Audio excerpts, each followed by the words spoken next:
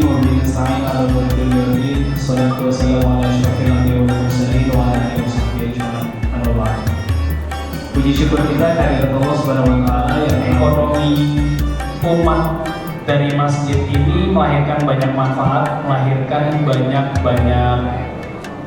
bibit kedepannya untuk kita benar-benar bisa mengaplikasikan supaya umat ini perekonomiannya semakin bangkit bahkan di atas yang lainnya gitu, insya Allah mudah-mudahan. Pengen Indonesia ini secara ekonomi itu orang-orang muslimnya itu tumbuh, berkembang dan menjadi umat yang kuat secara ekonomi.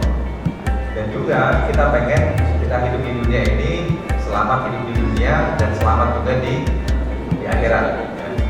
Jadi kegiatan-kegiatan masyarakat ekonomi syariah ini nanti akan seputar bagaimana kita di dunia, terutama yang berhubungan dengan ekonomi itu sesuai dengan ajaran Nabi kita Rasulullah SAW. Kita sama-sama belajar, sama-sama bertumbuh atau berkembang ya.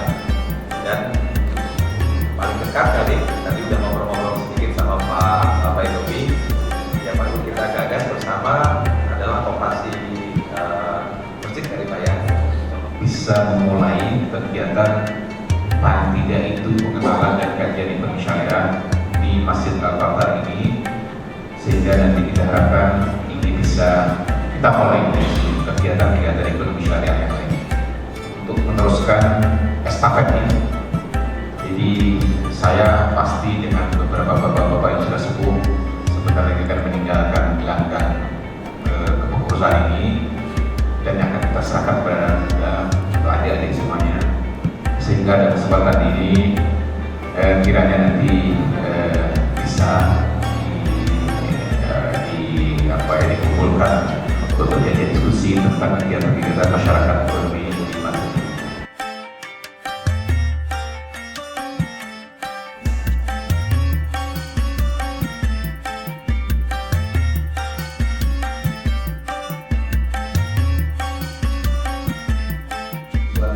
Karena Allah tidak terima kalau tadi satu bumi isinya emas, ini dua bumi sekarang kata Allah wa mithlahu ma'a, dua bumi isinya emas, agar mereka suap Allah itu untuk tidak diazab, tidak, Allah tidak. Insyaallah ya, pegang betul baik-baik, jaga betul baik-baik iman yang bersemayam di dalam dada. Boleh cek dalam semua kitab sejarah selalu disampaikan bangun masjid adalah salah satu dari 3 pilar yang dibangun oleh Rasulullah SAW untuk sebuah peradaban itu. Masjid apa ya? Ibu tahu nggak masjid apa yang pertama kali dibangun sama Rasul? Masjid Aqsa atau Masjid Nabawi? Masjid apa? Masjid Kuba. Ibu dari reformanya. Iya betul, Masjid Kuba.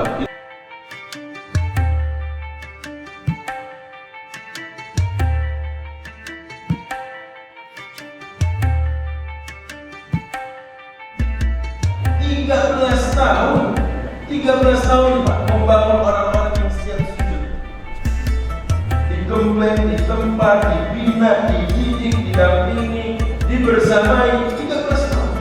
Maka waktu Rasulullah membangun masjid dan masjid ini representasi yang disebut dengan Bhinneka Tunggal Ika, berbeda-beda tapi satu tujuan, yaitu di masjid. Benar nggak? Pintu nomor berapa, Syekh Fulan, betul kan? Itu kajian itu dilestarikan. Kenapa? Karena memang dulu Rasulullah Shallallahu Alaihi Wasallam melakukan itu. Sama para sahabatnya duduk, mengkaji ilmu, menyampaikan ayat, mengkaji isinya, menyampaikan tadabbur maknanya. Masjid ini, masjid bukan cuma stay. Selesai salat, kunci. Yang mau salat, bukan lagi, kunci. Enggak, ini bukan di Al-Kausar, semua ini. Bukan di sini, bukan. Al-Kausar enggak boleh. Buktinya dia mau, Al-Kausar mau menerima match untuk hadir ya di masjid ini menyampaikan program dari match tersebut tadi. Match itu tawarnya masyarakat ekonomi. Itu dia langsung keluar dari Masjid Nabawi untuk cari sumur, dia mandi hadas di situ. Setelah itu dia berkatakan asyhadu an la ilaha illallah wa annaka rasulullah. apa-apain, ditempelin kagak, dicubit kagak, pada saat cuma ditanya gimana? Mati kayak semua. Oh gitu lah. 3 hari cuma memang. Ya diam di kamar aja gitu. Oh ya dilepas sih kalau mau ke toilet lepas. Mau ditanya. Gua tanya mati kayak semua, mati kayak 3 hari lepas. Maka yang kelima tadi adalah center of civilization. Imam Ibn Khaldun dalam kitabnya Muqaddimah mengatakan umat ini harus dijayakan lewat 2 hal. 1, jayakan akidahnya, kuatkan akidahnya, mantapkan akidahnya. Jangan sampai akidahnya itu lembek. Akidah ini pegangan soalnya. Nah kita masih banyak agar umat punya kemandirian secara finansial, agar umat punya izzah, agar umat punya kemuliaan, sehingga dia tidak melulu tapi begini, tangan di atas lebih baik dari tangan yang memberi. Tapi kata kunci yang mempertemukan 2 hal ini disebut dengan al-wala. Apa Bu? Al-wala. Apa itu al-wala?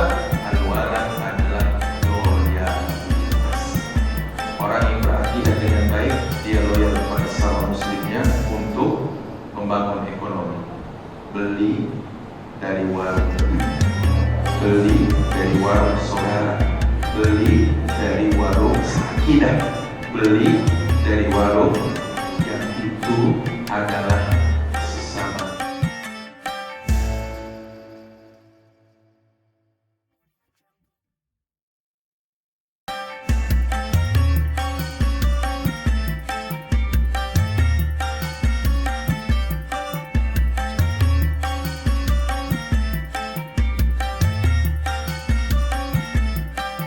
Apa yang pengen disasar dari pemerintah dari masjid ini?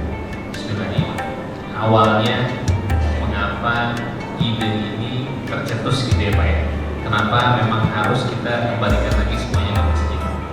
Jadi di Indonesia sesuai data dari TNI, ini kita tuh udah punya 1 juta masjid kurang lebih seluruh Indonesia. Jadi kalau data dari TNI itu 860.000 sekian di seluruh Indonesia. Mas juga ekonomi masjid.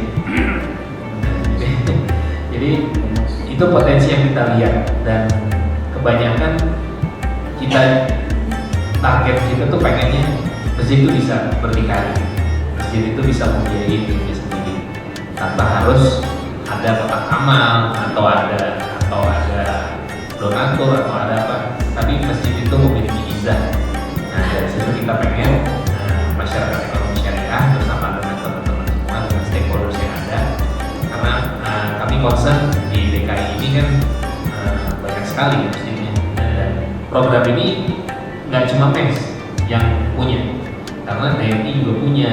Jadi kita komunikasi sama teman-teman semua, jadi nggak bisa kita sendiri juga.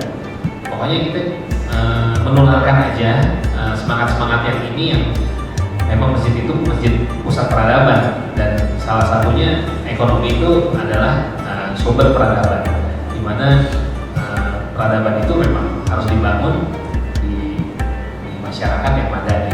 Masyarakat seperti Jakarta ini sangat cocok untuk kita bisa membawa ke ekonomi syariah, karena data dari KNEKS alhamdulillah ekonomi syariah terus tumbuh dari tahun ke tahun, dan memang teman-teman nih punya tugas gitu dari kami masyarakat ekonomi syariah itu membangun literasi keuangan dan ekonomi syariah pada umat. Apa sih keuangan syariah? Apa sih bank syariah? Apa sih akad-akadnya? Nah jadi pasti itu mendapat dana bodi dari ekonomi syariah, dan pasti kaitannya dengan bank DKI syariah. Memang kalau di daerah 82 kuliah ini baru itu kripto ya. Saya juga memang menggeluti juga, kemudian juga properti juga saya juga menggeluti juga.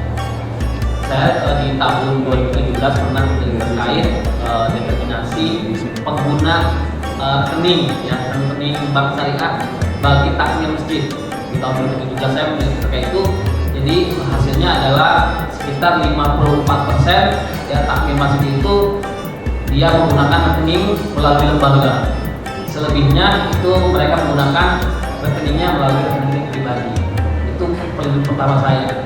Artinya pengetahuan terkait pencarian dia Pak Victor ya, ternyata banyak sekali nih takmir masjid kita itu memang belum begitu mengetahui terkait masalah manajemen masjid. Maka dari itu sebenarnya kalau misalkan kita lihat dulu ya, ketika zaman Nabi ya, ketika misalkan kenapa kemudian Nabi menyebutnya atau Madinah itu menyebutnya adalah masyarakat Madani ya, yang itu dicontek oleh orang-orang Barat ya. Masyarakat Madani adalah masyarakat Madinah ya. Masyarakat Madani di mana dia itu sangat plural ya kan. Komunitas apa aja ada, agama apa aja juga ada, dan dia bisa berdampingan dengan nyaman. Dan kunci pokoknya adalah di soal ekonomi.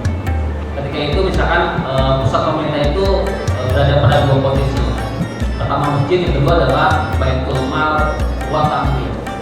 Dan ini memang punya kita punya dana yang hak dari warga negara Indonesia dalam bentuk CSA.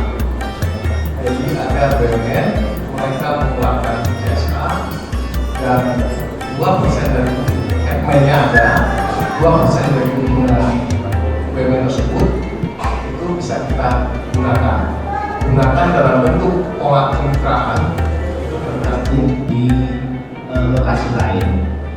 Itu lokasi tersebut banyak ruang-ruang yang saya anggap kurang begitu bermanfaat, namun andai kata itu dilaksanakan sesuai dengan tema syariah ekonomi, saya pikir itu bisa dengan kerjasama di bidang usaha yang ini benar-benar sebetulnya syariat Islam, misal kerjasama dengan refleksi yang pertama itu sunnah Rasulullah, kita beri ruang di situ.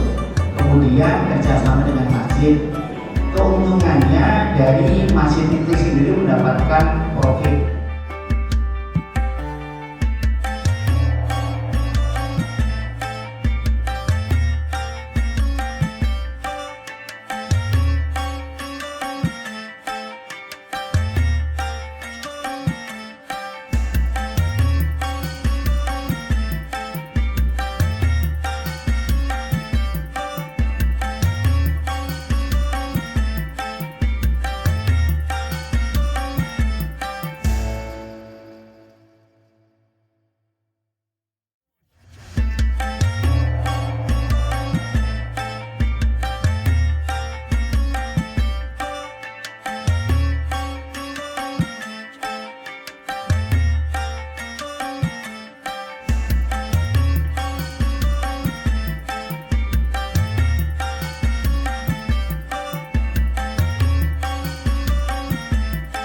Kita bicara soal masjid ya, sebenarnya kita boleh dibilang ini luar biasa. Punya kalau total ada 264.180 masjid. Nah, bagaimana sih supaya membangun ekonomi lewat basisnya masjid? Kalau menurut saya ya, ini rada susah gampang. Coba deh, saya bukan ingin membanding-bandingkan, bukan juga artinya saya ingin memotivasi seluruhnya. Pernah lihat nggak ada, maaf, tempat ibadah lain yang mangkrak? Nggak ada ya? Padahal relatif dia lebih sedikit loh umatnya dari kita. Nah, kenapa nih? Ada pengungsi mangkrak, nggak kelar-kelar, kayak Hambalang gitu ya. Saya pikir, ini gimana sih? Padahal umat kita luar biasa. Terus ngumpulin aja nggak usah banyak-banyak deh. Kalau bayangkan kalau 231 juta orang Indonesia, nggak usah jauh-jauh. 1.000 perak ke sehari, bayangin berapa sebulan, berapa setahun. Kenapa sih kita harus memaafkan diri, tapi tetap tidak melanggar akidah agama Islam? Cara pakai hijab yang benar, cara pakai misalnya kita mau bernikah yang benar. Ya banyak lah anak muda di kemana, ya mana ke masjid ngaji ya. Nah itu konotasi jadi gitu. Apa yang ke masjid? Oh manasik ya. Nah, udah tuh. Terus tidak ada, kan masih belajar nari, tidak ada. Ini apa? Hadroh, rabana.